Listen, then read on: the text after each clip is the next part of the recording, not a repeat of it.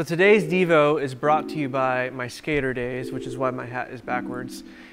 I used to be really into skateboarding in junior high. And I remember in junior high, there was a planter in the lunch area outside.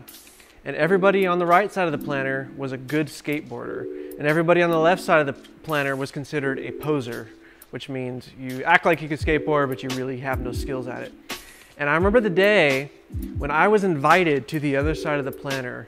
I felt like, wow, that means I'm a good skateboarder. I can go over there and hang out with the cool kids. But as I was hanging out with those kids, I was like, man, I really don't feel like I belong here.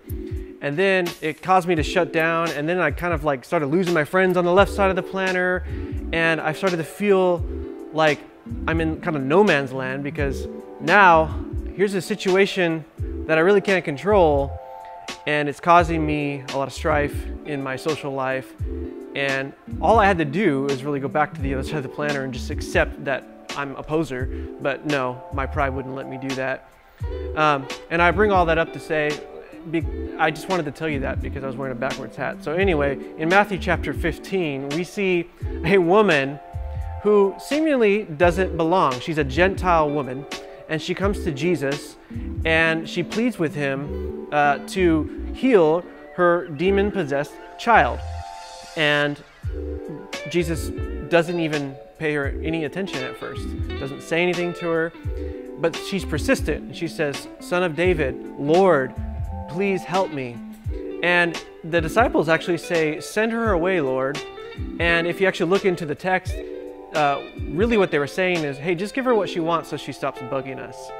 And I think it's interesting that Jesus says this: I was sent to help God's lost sheep, the people of Israel. But she came and worshiped him, pleading again, "Lord, help me." Jesus responded, "It isn't right to take food from the children and throw it to the dogs." She replied, "That's true, Lord, but even the dogs are allowed to eat the scraps that fall beneath the master's table." "Dear woman," Jesus said to her, "your faith is great, your request is granted." And her daughter was instantly healed.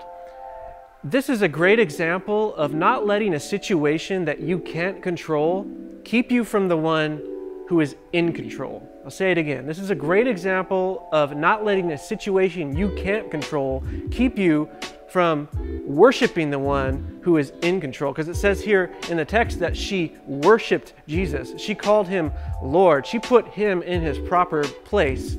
And even though she was a Gentile woman, not a Jew, and Jesus says, hey, I came for the lost sheep of Israel, I came for the Jews, she was still persistent, and he paid attention to her.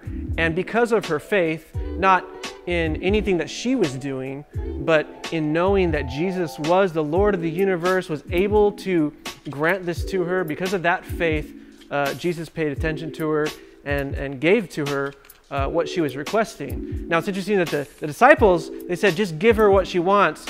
Basically, hey, just get her out of our hair. But Jesus was looking for something deeper. He wanted her to seek after him. And maybe you're in a situation and you feel like a poser, like me with my backwards hat right now. And you're in a situation that you just cannot control. Maybe it's a situation in your job, and when you first took the job, everything was going great, but now it's tormenting you, and you feel like you don't belong. Or maybe it's a disease that you've been pleading with the Lord. If you remember, Paul pleaded with the Lord 3 times, it says.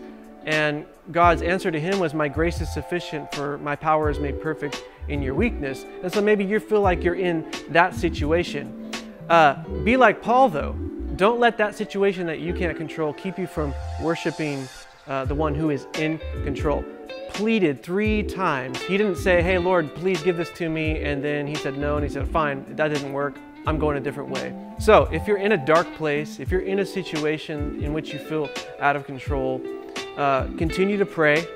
Continue to put Christ as Lord of your life, and continue to seek after him, not only to grant what you want, but to align your heart with what he wants for you.